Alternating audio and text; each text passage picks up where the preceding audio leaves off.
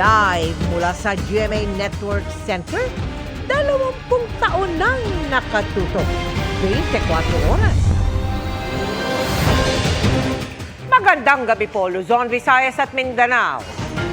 41 ang natukoy na close contact ng lalaking naunang nagpositibo sa Mpox o dating monkeypox. Ang iba nakasalamuha sa isang derma clinic habang ang karamihan ay sa isang spa sa Quezon City na walang kaukulang permit.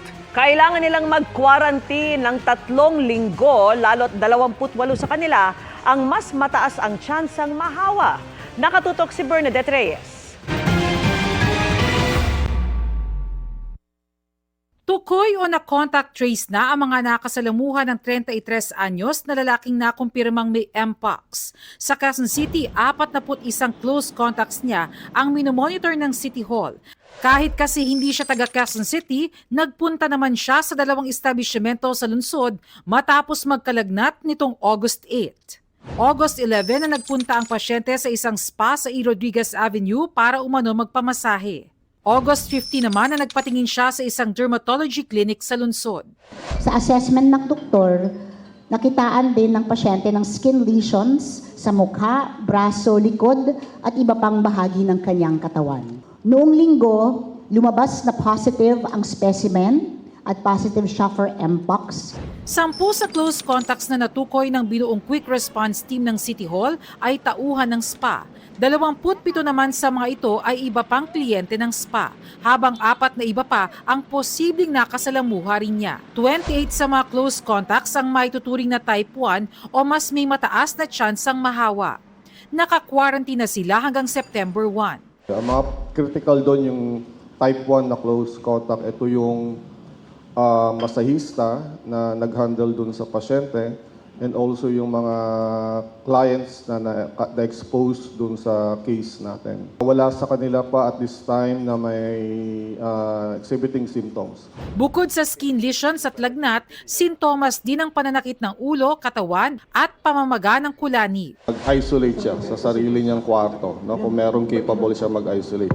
Kailangan niyang hindi makisalamuha, gumamit ng mga dapat gamitin ng mga around the family kasi pwede itong matransmit, no, yung kanyang mga linen, etc., yung mga towels, etc. Hindi yun dapat pinapagamit. No? Based dun sa history ng pasyente, ay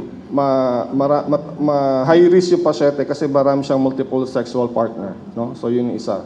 So kasi kailangan to na intimate close contact, prolonged intimate close contact para ka mahawa.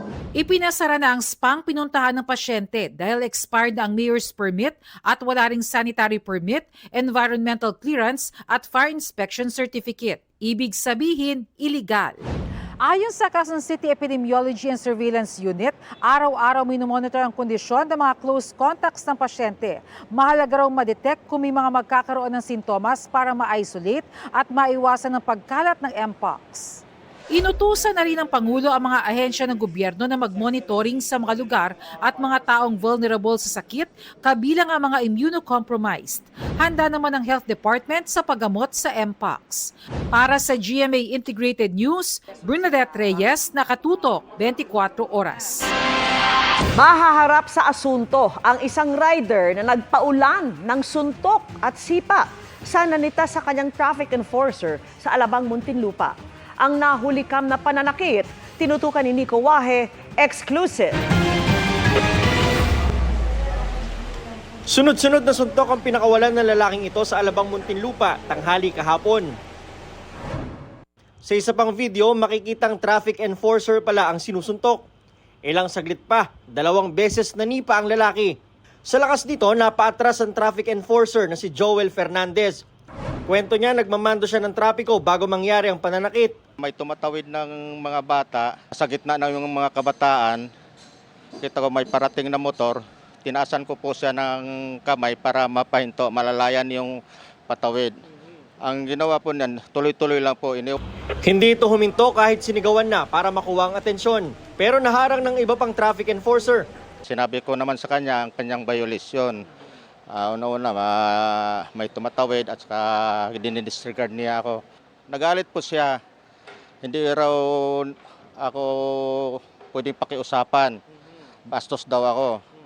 Nung inabot ko sa kanya, minamadali niya yung pagbigay, maibalik yung lisensya niya at saka yung inisyo kong citizen ticket.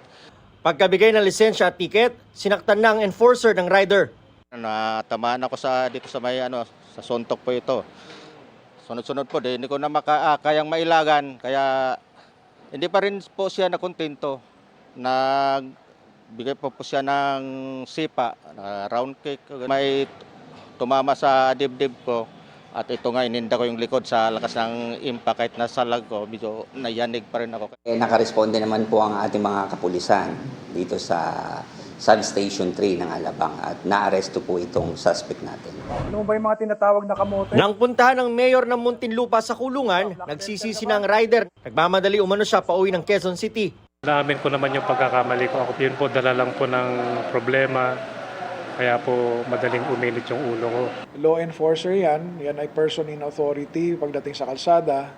Dapat sumusunod, nag-o-obey. No? Yung gano'n na nakipagpisikalan pa, we will not tolerate it. Bagamat humingi ng paumanhin sa enforcer, sinampahan pa rin ang reklamong direct assault ng rider. Para sa GMA Integrated News, Hikuwahe, nakatutok, 24 oras. Ipinanukala ng isang senador ang paglipat sa ibang ahensya ng hinihinging pondo ng Office of the Vice President para sa pamamahagi ng libro ng bise. Pati na rin ang mga programa ng OVP na pareho sa ginagawa na ng ibang ahensya ng gobyerno. Aabot yan sa milyong-milyong piso. Nakatutok si Mav Gonzalez. Natanggap na ni Senador Risa Hontiveros ang librong Isang Kaibigan na isinulat ni Vice President Sara Duterte at gagastusan ng gobyerno ng 10 milyong piso para ipamahagi sa mga batang estudyante. Nascan ko pa lang eh. Colorful yung illustrations.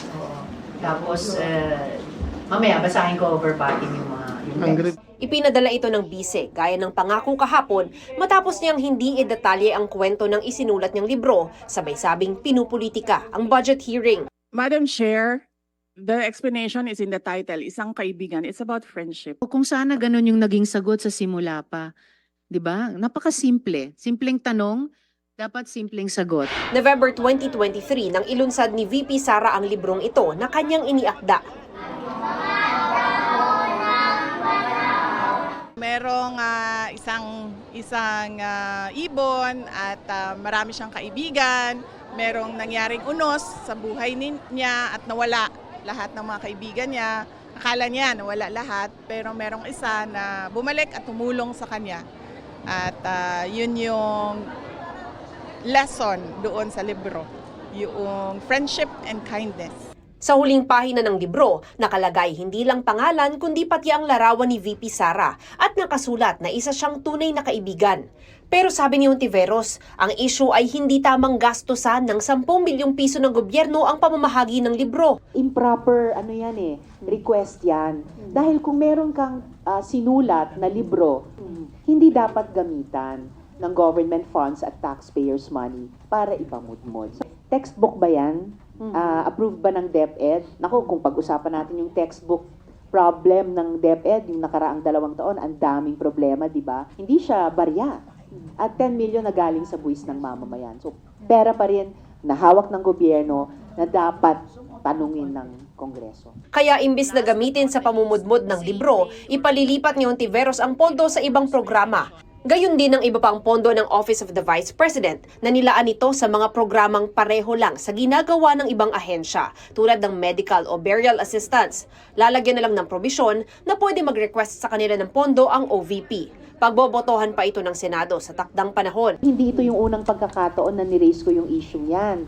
Na-raise ko na rin yan dati sa NTF-ELCAC. Bakit hindi doon na lang sa mga departments ilagak? At kaugnay ng panunumbat ng bise sa paghingi umano niya ng tulong para mangampanya sa Davao City noong 2016. I can't remember if I did, and even if I did, sabi niya hindi naman niya ako tinulungan. But importante sa akin kasi ang memory ko is visual.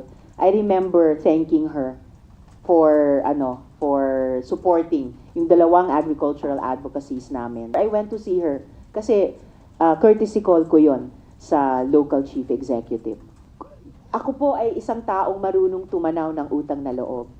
Pero kung umantong ang isang administrasyon sa patayan or paglustay ng kaban ng bayan, ibang usapin na yan. Sabi ng Senate Finance Committee, trabaho nilang busisiin ng budget at pasok dyan ang mga tanong ni Ontiveros. Sang-ayon ang Senate President. I think Senator Risa had valid questions, which I would advise heads of agencies to be patient with and answer because these are all connected with the function of Congress. Para sa GMA Integrated News, Mav Gonzalez, nakatutok, 24 oras. Tiniyak ni Pangulong Bongbong Marcos na may masisibak kasunod ng umano'y pagpuslit palabas ng bansa ni dismissed Mayor Alice Guo. Patuloy ang investigasyon sa mga posibleng tumulong sa kanya habang pinagugulong ng gobyerno ang pagkansela ng kanyang pasaporte at pag-alerto sa Interpol. Nakatutok si Ivan Mayrina. Ang pagpuslit ni Mayor Alice Guo palabas ng bansa, pagpapakita ng katiwalian na nagpapahina sa justice system sa bansa at sa tiwala ng publiko sa pamahalaan ayon kay Pangulong Bongbong Marcos. Pagtitiyak ng Pangulo, may masisibak. Sa ngayon, unang hakbang na ginawa ng pamahalaan kahapon ang pagpapakansela sa pasaporte ni Guo, kanyang pamilya at isa pang kasabot umano sa operasyon na iligal na pogo sa pamagitan ng DFA Secretary na may kapangyarihang magkansela ng pasaporte kung may sapat na basihan. Pag nakansela yung pasaporte, mawala na po siya ng karapatan ng magbiyahe kung saan man, i-hold na po siya ng bansa kung saan man po siya nandoon. Pag nagkaganon na po, magti-trigger na po yon ng tinatawag nating blue notice at saka red notice ng Interpol, and that would allow the law enforcement agencies ng lugar na yon to arrest them and take them to transfer them to the Philippines. Pero hindi mabilisan ang prosesong tinutukoy ng PAOK. Sa ngayon kasi ang pangunahing basihan ng kanselasyon ng passport ay ang warrant of arrest ay nilabas ng Senado dahil sa hindi pagdalo ni Guo sa mga pagdinig tungkol sa mga pogo. Ang mga reklamong qualified human trafficking at tax evasion hindi pa naisasampa sa korte kaya wala pang arrest warrant kaugnay ng mga ito. Ang blue notice paraan lamang para hindi na makapaglipat-lipat ng bansa si Guo. Pero ang mismong pag-aresto sa kanya at pagpapauwi sa Pilipinas, hiwalay na proseso pa. There are many legal avenues available to the Philippine government. Habang pinagugulo ang prosesong yan, patuloy namang iniimbisigahan kung sino mga tumulong kay Guo sa kanyang pagpuslit. Tatlong tinitingnan posibleng exit point, ang Hilagang Luzon, Katimugang Luzon at Mindanao Backdoor. Ano't anuman, sumakay man na aeroplano o barko, nakapagtataka ayon sa PAOK na wala nag-report sa immigration, sa aviation regulation agencies o sa maritime agencies sa pag-alis si Guo. Sabi ng Pangulo, ilalantad daw ang mga nasa likod nito. Isang malawakang investigasyon na raw ang isinasagawa para matukoy ang mga tumulong kay Guo sa kanyang pagpuslit at sila'y masususpindi at pananagutin sa batas. Bukas kaso may kinalaman naman sa money laundering ang nakatakdang isampa ng PAOK laban kay Guo. Para sa GMA Integrated News, Ivan Mayrina, nakatutok, 24 oras. Tiklo ang isang lalaking nag-aalok ng maseselang video online. Ang kanyang mga biktima, mga menor de edad na lalaking patago niya kungkunan ng video. Nakatutok si June Veneracion. Bakit ang mga nakita namin sa cellphone mo, ikaw ay aming na-aresto. Mga malalaswang video na patagong kinunan umano ng sospek ang nakalkal ng PNP Anti-Cybercrime Group sa cellphone ng 54 anyos na si alias Blondie. Yun yung pinaka-latest. Ang mga biniktima umano, mga lalaking minor de edad kabilang ang isang complainant. Kahit naman ibang bata yan, possession pa din. So yun nga, nagkaroon sila ng sexual activities na lingid sa kaalaman ng mga kabataang nabiktima niya ay nire-record niya at ito pala ay pinapublish niya or binibenta niya online. Base sa investigasyon, 300 piso ang alok ng suspect sa mga target para sumama sa kanya. Kapag tapos na kuhanan ang kahalayan, ibibenta niya ang video sa halagang 1 hanggang 3,000 piso. Pinopromote pa ito sa social media bilang bagets video. Meron din mga sites na binibentahan niya. And doon din marami din yung bumibili na kadalasan nasa labas pa ng bansa. And meron din naman na dito din sa Pilipinas yung bumibili ng mga explicit videos na ito. Sinampahan na ng reklamong paglabag sa Anti-Online Sexual Abuse or Exploitation of Children and Anti-Child Sexual Abuse or Exploitation Materials Act or Republic Act 11930 ang suspect na hindi pinayagan ng PNP-ACG na ma-interview ng media.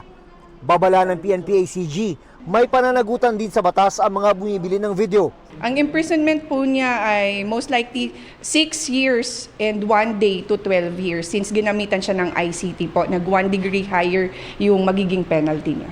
Para sa GMA Integrated News, June Veneracion, Nakatutok, 24 Oras. Nabisto ang pagpapanggap umano ng isang lalaking nagpakilalang opisyal ng Malacanang para makakuha ng special plate sa bago niyang sasakyan. Ang suspect may iba pang kinakaharap na kaso. Nakatutok si John Consulta. Pasado alas 9 ng umaga nang dumating sa tanggapan ng LTO-NCR ang lalaking ito. Maya-maya, naglabas siya ng calling card at inabot sa NBI undercover kung saan nagpakilala siyang mataas na opisyal ng Malacanang sa ilalim umano ng Presidential Committee on Flagship Programs and Projects. Dito na siya iniresto ng NBI Special Task Force. Sasama ka muna sa amin. Hindi. Sandali. Sasama ka sa amin, ha? Sir, telepono. Telepono. Hindi, kasapin natin. Sandali. Telepono po. Sir, si Director. Hindi. Hindi kami. Sir, kunin ka. Sumama ka lang muna. Ayon sa NBI, nagpakilalang opisyal ng Malacanang ang 67 anyos sa suspect para makakuha ng special plate sa kanyang bagong SUV. Nagmula sa isang information na binigay ng Office of the President. Merong isang tao na nagpapakilala di umano bilang secretary under the Office of the President. Nagkaroon kami ng certification from them, PMS, at wala. Hindi siya konektado sa Office of the President. Wala rin ganong Committee on Flagship and Programs. Walang nag-exist na ganon. Naatuklasan din ng NBI na meron din itong mga kasong kinakaharap. Blacklisted contractor. So marami na rin siyang naloko. Actually, ni-record check namin siya sa aming database. Meron siyang kaso mga estafa, BP22, yung anti-bouncing check law. So ang nature ng kaso niya ay mangloko. Nang aming kunin ang panig ng suspect, nanindigan itong dati siyang opisyal ng palasyo. Saang departamento po? Doon din sa Malacanang, sa Project yan. Ilang taon po kayo doon, sir? Tagal na. Lumalabas po sa records ng NBI, hindi daw po. Ano po masasabi niyo ron? Hindi. Ayoko na muna mamaya pag na-consult yung lawyer ko, ha? Violation of Article 177 ng Revised Penal Code, otherwise known as usurpation of authority. Hinihikayat ni NBI Director Jamie Santiago ang ibang posibleng naging biktima ng suspect na magtungo sa NBI para makapaghain ng reklamo. Para sa GMA Integrated News, John Consulta, Nakatutok, 24 Oras. Happy midweek, chikahan mga kapuso! May nadagdag at may nagbabalik sa roster of talents ng Sparkle. Shining bright sina OG Sex Bomb leader Rochelle Pangilinan at starstruck alumna Katrina Halili na proud kapuso for 2 decades. Makichika kay Nelson Canlas. 2.5 dekada nang umiindak at umaarte si Rochelle Pangilinan sa Kapuso Network. At para mag-level up pa, Rochelle joins the glitzy roster of talents ng Sparkle GMA Artist Center.